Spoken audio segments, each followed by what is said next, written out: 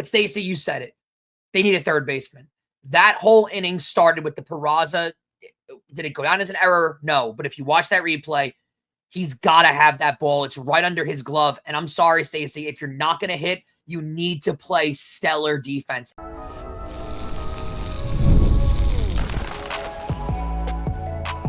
You are Locked On Yankees, your daily New York Yankees podcast. Part of the Locked On Podcast Network, your team every day.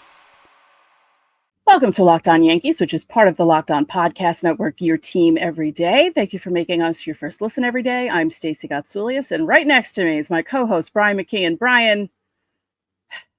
Frustrated. That's all I can say. Frustrating loss. Yeah. Before we get started, don't forget, subscribe to Locked On Yankees on whichever podcasting platform you prefer. Subscribe to our channel on YouTube, like our videos, hit the bell so you're notified whenever our videos go live. And if you're on TikTok, you can follow us there at LockedOn_Yankees. On today's show, we'll tell you some news from around the league, and the Old Timers Day game is back. A certain person won't be there, but there are a few newcomers that I need to talk about because it's kind of exciting for me.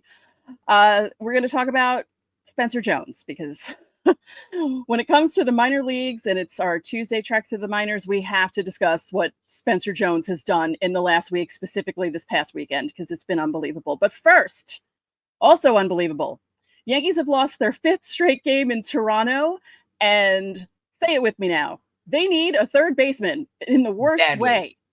Badly. I want to address this first because there were a lot of box score enthusiasts who clearly read the box score, got their daily notification every time the Blue Jays scored a run, and immediately went to social media to kill Carlos Rodón. This game was not on Carlos Rodón at all.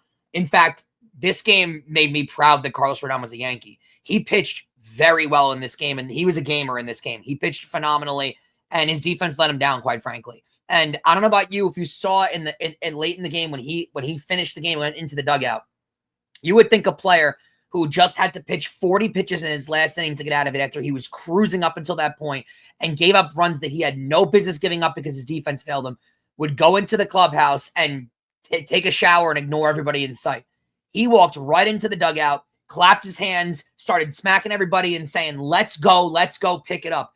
That's a true gamer right there. He earned a lot of respect from me. Not that he needs it, but for coming into the dugout and keep propping his team up after that, ton of respect. But Stacey, you said it. They need a third baseman. That whole inning started with the Peraza. Did it go down as an error? No. But if you watch that replay, he's got to have that ball. It's right under his glove. And I'm sorry, Stacey, if you're not going to hit, you need to play stellar defense. And that ball has to be made. Yeah. One last thing about Rodón, though. He could have pulled a Kershaw and had a hissy fit after his defense let him down. And, we've seen Rodón. He had some bad moments in his first season as a Yankee because he was not adjusting well to be a Yankee, being a Yankee. He blew the kiss in Anaheim. Like, it was a whole thing. So to see him mature in the last few seasons and, try to pump his teammates up as he walked into the dugout, I really gained more respect for him after that. That's leader type stuff. Yeah. That's a leader kind of move. I earned, seriously, like I earned a ton of respect for seeing that because he had, and this is one of those where he had every right to throw a hissy fit because he was battling out there. He had 5 walks in this game, like couldn't find the zone, and just was a gutty performance, Stacey. And to get let down by your defense, and the ball under that missed him, and then the Peraza off throw that happened, and then Volpe with the awful throw that happened. Those plays in big games, Stacey, cannot happen. They can't happen. You need to be focused on plays like that. When that's not happening, they need to go out and get a third baseman. I'm sorry. Like we said before, if Peraza is going to hit 150, then he needs to play Mike Schmidt defense out there. He needs to be incredible. And the fact that he hasn't been that lately, it's not acceptable at this point. They need to be better. Plain and simple, they need to be better. What's with the Yankees and falling apart in the 5th inning defensively? Yeah, I don't know, because you think they should be able to see with how their bullpens performed throughout most of this year. You think they should be able to see the win ahead of them, and they just don't. They're not able to close games down, or they think it's over before it actually is. Really, really not. this is such a disheartening performance because early on in this game, it looked like they should have won this game. They were in this game. They had every reason to win this game. That's why it's so bothersome, Stacey. Well, it's also bothersome because the offense couldn't do anything other than Stanton's solo shot. They couldn't do anything against Gausman, which we called, by the way. We called Stanton's solo shot. Yeah.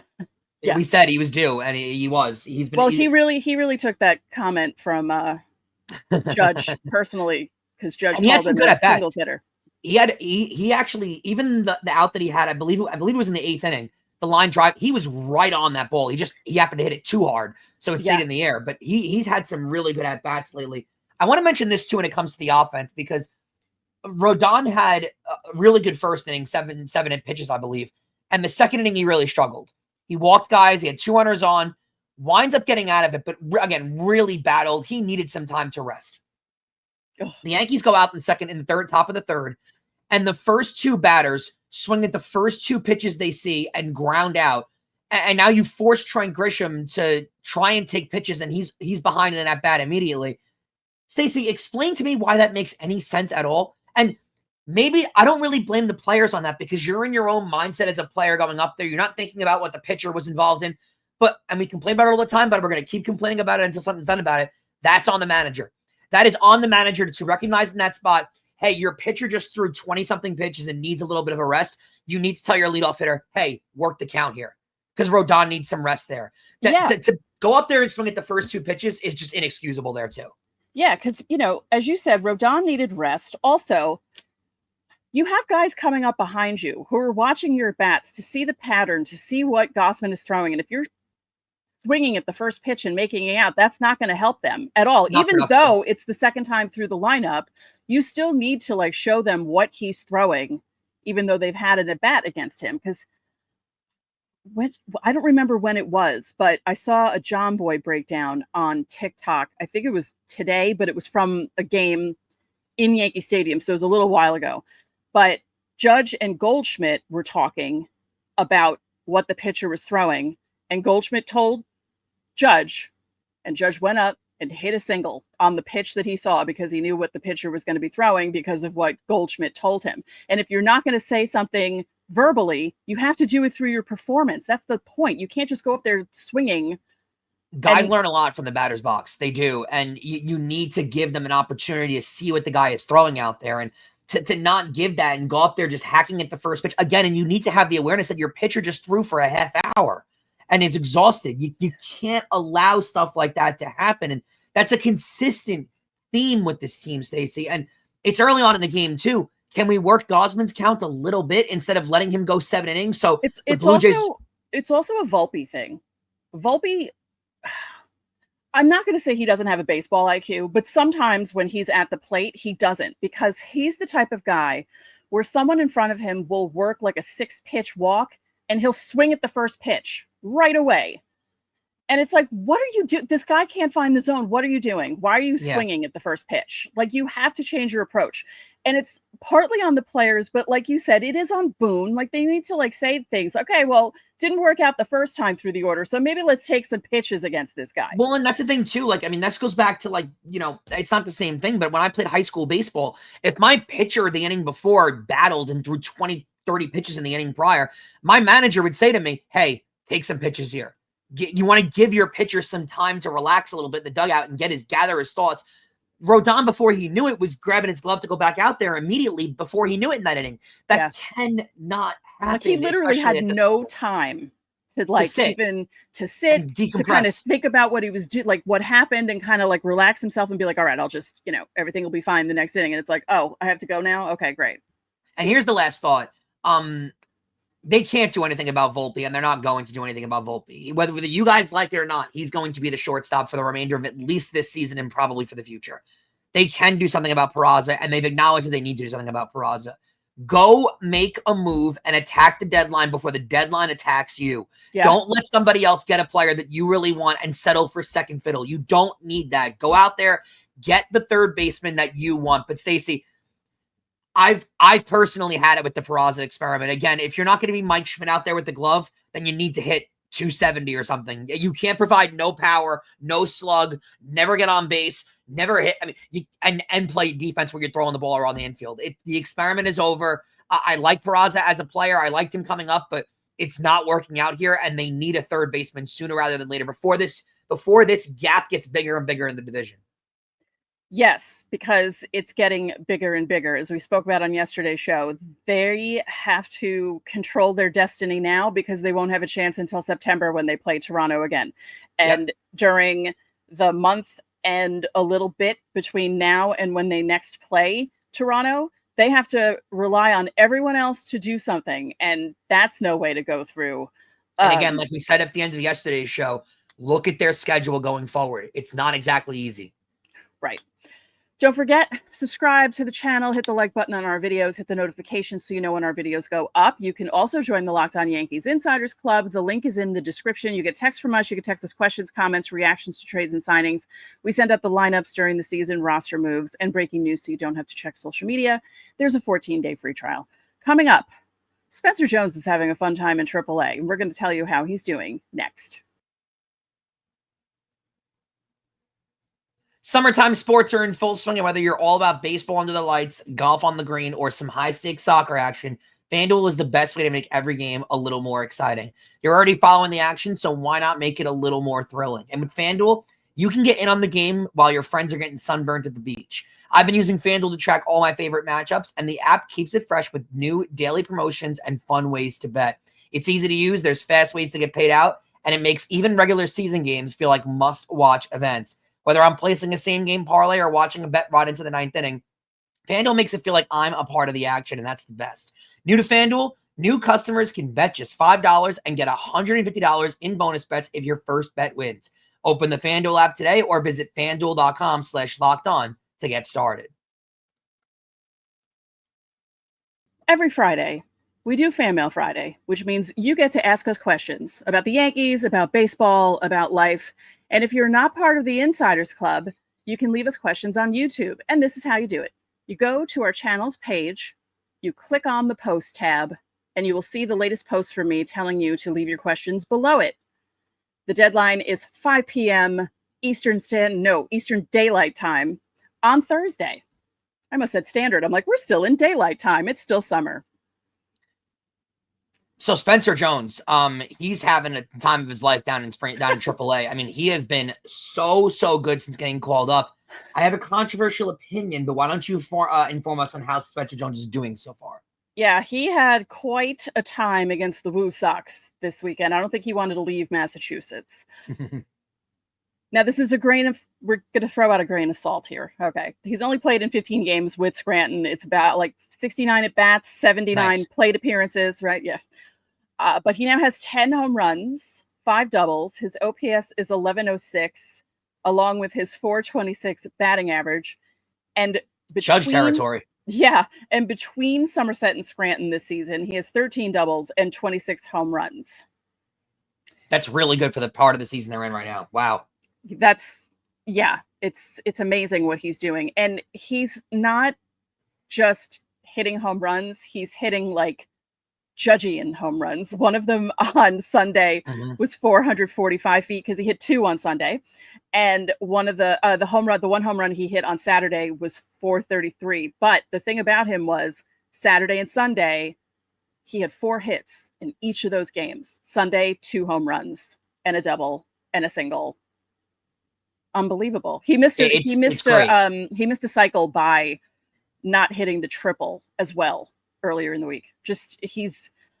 It's so funny because we kept talking about, when a guy goes up a level, wait for him to get used to it. There might be an adjustment period, don't expect him to like hit the ball well when he first gets up. And he's doing the opposite of what everyone thought he was going to do because he's just looking great up there. And man, he hits the ball hard.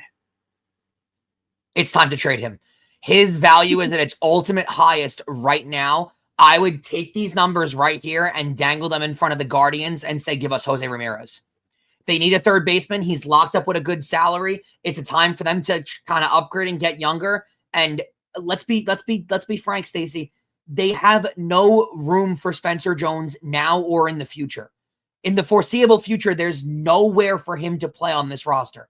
Unless you're moving an older Judge back to center field next year, which they're not going to do because they want to bring Bellinger back. Or teaching Jones how to play third. Yeah, exactly. There is no room for him.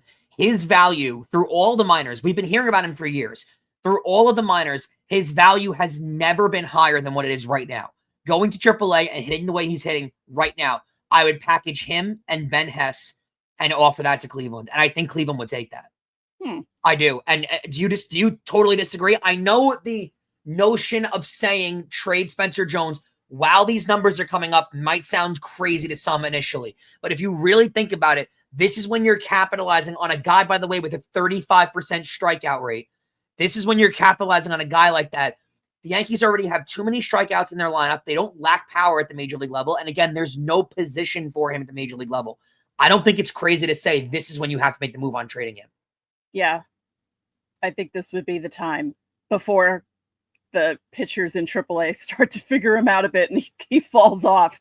This is the perfect time for him to be doing as well as he's doing, because he's doing this 2 weeks with 2 weeks left before the trade deadline. So Jose Ramirez is saying 295 with a 365 on base. He's got 29 stolen bases, 19 homers, 52 RBIs. And you want a third baseman for the foreseeable future. You want to lock a guy up. You know he's a proven superstar. You know he's got an ability to hit in big times too. In 2022, he signed a contract worth $141 million over 7 years. It's $20 million a year for a player like that. I don't know how you don't make that move.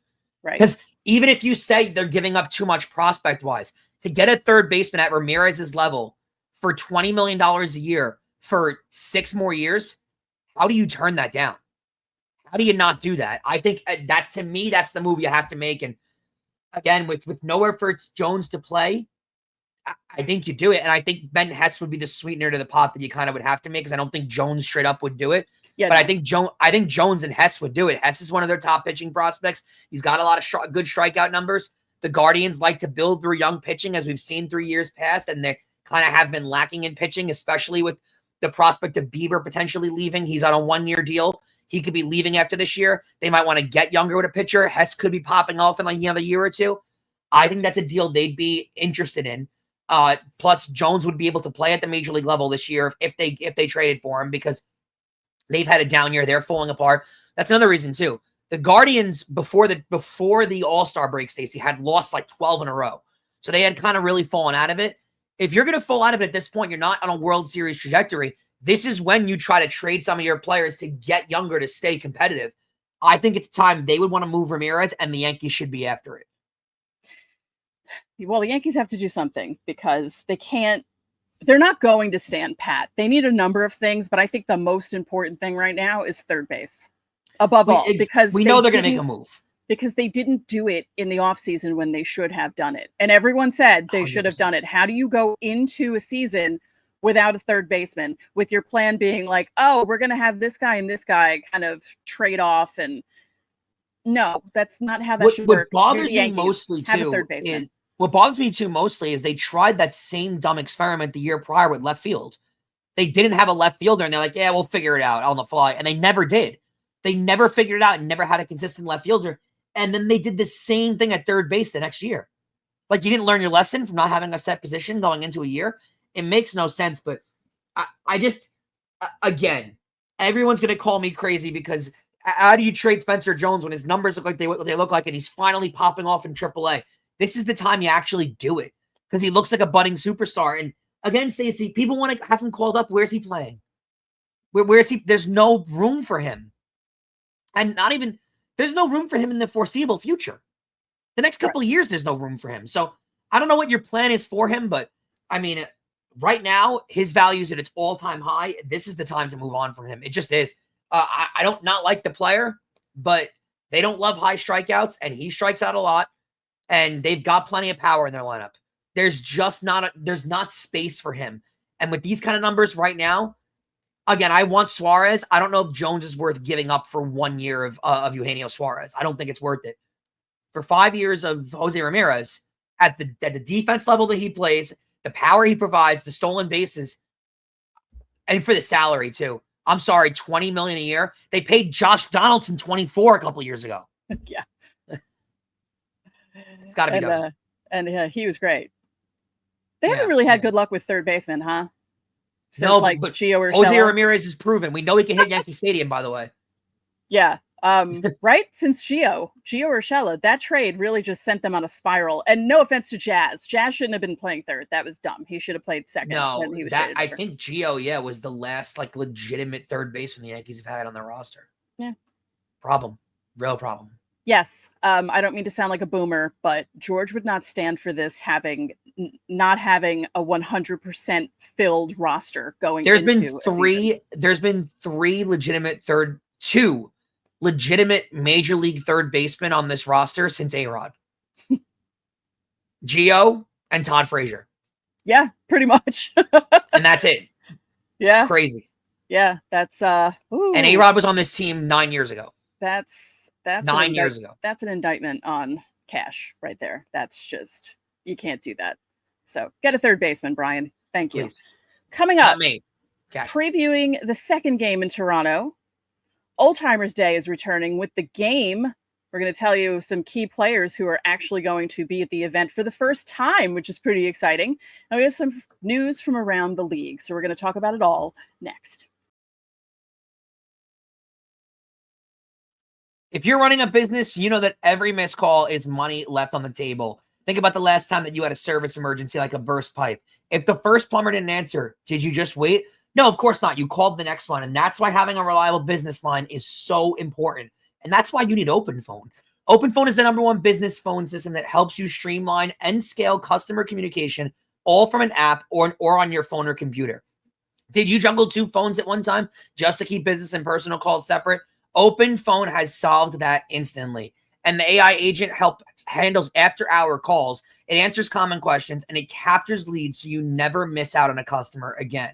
OpenPhone is now offering Locked On Yankees listeners 20% off your first 6 months at openphone.com/LockedOnMLB. That's openphone.com/LockedOnMLB. And if you have existing numbers with another service, OpenPhone will port them over at no extra charge. OpenPhone, no missed calls, no missed customers. And guys, not only do we cover your team every day, but now we're giving you instant episodes after every single game. You can check out the Locked On Yankees postcast. It's hosted by Jay Berman, and it appears right here on the Locked On Yankees podcast feed. It also streams on our YouTube channel. You can get rapid reaction to all of the Locked On Yankees biggest moments with the Locked On Yankees postcast. So, Stacey, we have Yankees Blue Jays game 2. Yankees really got to beat the Blue Jays. They really have to figure it out in Toronto because it's been a real problem. Game 2 will be another 7:07 start for them in Toronto on the Yes Network, and it will be Cam Schlittler, his second career start against Max Scherzer, who is way beyond his second career start. This is a game you have to take advantage of an older pitcher. You have to. Max Scherzer has struggled since he's come off the IL to start the year.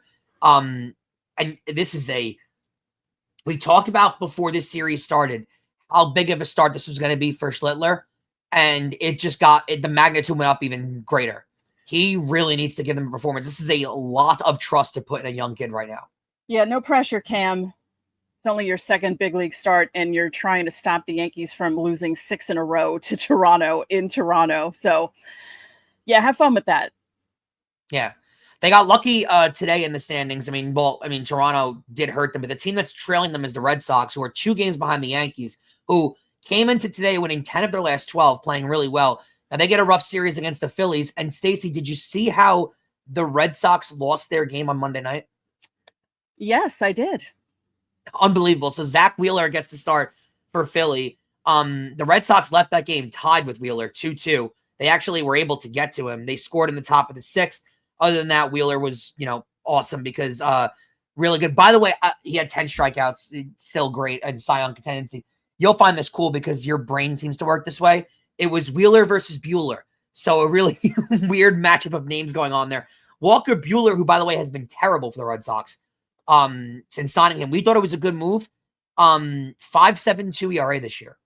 Has not been good for them this year. You'd think he'd be better. But Phillies won the game today in the 10th inning on a walk-off catcher's interference. On a walk-off Jacoby Ellsbury special. Literally. And the funnier stat in the whole thing, they scored a run in the bottom of the 10th, Stacey, without making contact. They never made contact in the inning. So, I mean, just unbelievably great stuff to see. Like that is modern day baseball for you. Welcome to the Manfred man at second base. That's something the Yankees would never do in extra innings. Ever. It would happen to them though, for sure. Oh yeah. I'm actually surprised that the Yankees haven't lost on a walk-off catcher's interference in extra innings, because they're so bad in extra innings, especially on the road, that I'm sure something dumb will happen in the next 2 months before the regular season ends. Yeah. Just waiting on it. Yeah. Yeah. So Old Timers Day is going to be back with a game August 9th. The 2000 World Series winning team is being honored for their 25th anniversary. Ramiro Mendoza, El Duque, guys like that will be back. Clay Bellinger will be there. But there are some first-timers who are coming. Roger Clemens, who I'm surprised has never been at Old Timers Day, but it's true. He's never been at Old Timers Day. Alfonso Soriano. That should be fun. Cool.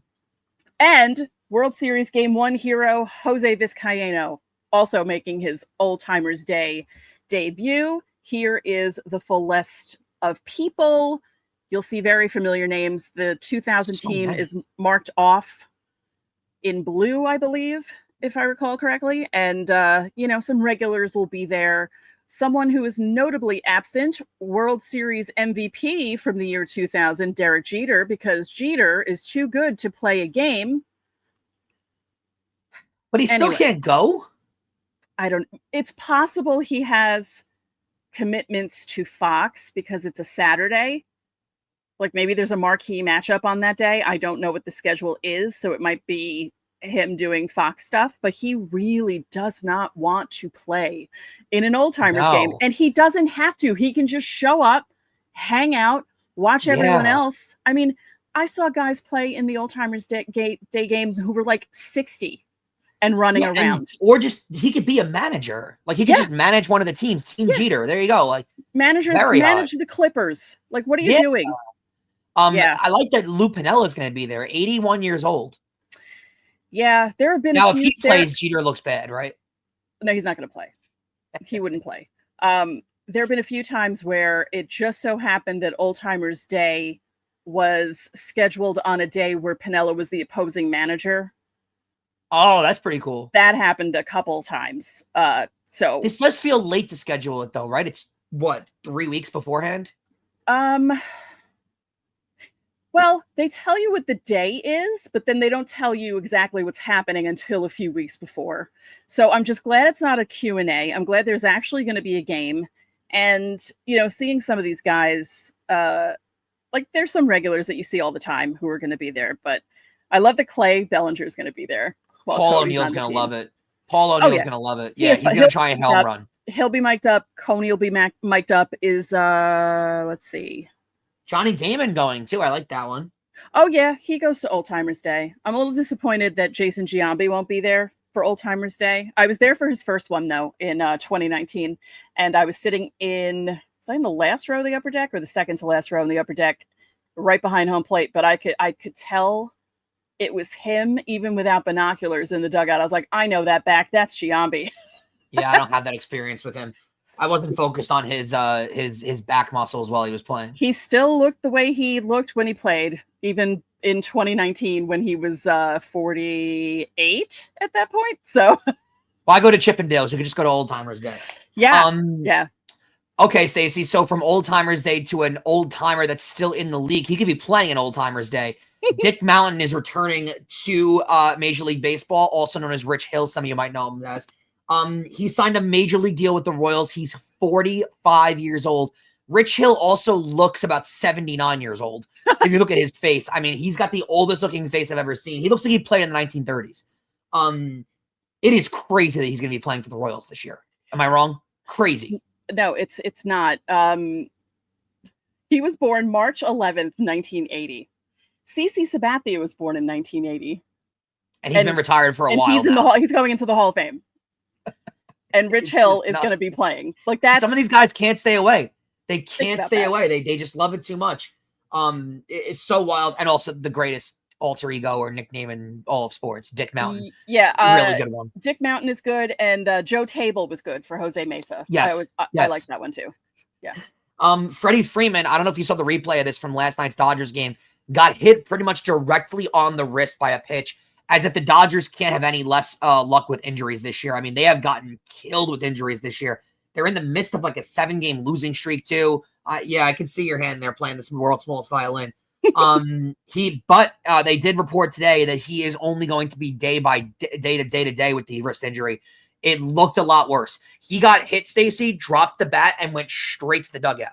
That's usually a terrible sign. So they got really lucky with that one because Mookie Betts is hitting like 230 this year.